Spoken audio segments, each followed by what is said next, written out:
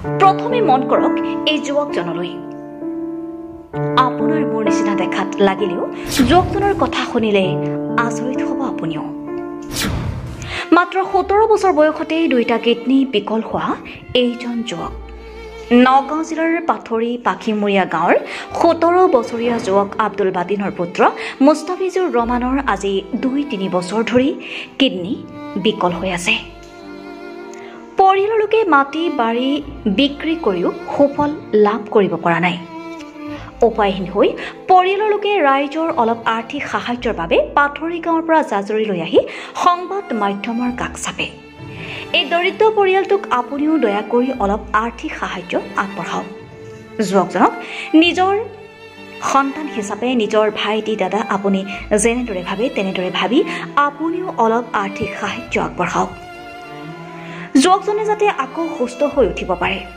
কথাতে আছে ৰাইজে নখ জোকাৰিলে নৈ বয় আপুনি যদি অলপ আৰ্থিক সাহায্য আগবঢ়ায় তেন্তে ফোনপে গুগল পে নম্বৰ 7099768898 অথবা account number 41260201015382 IFSC code UBINO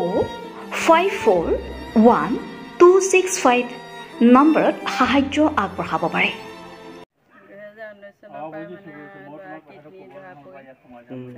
আমি বহুত চিকিৎসালয়ৰ চিকিৎসা কৰিছোঁ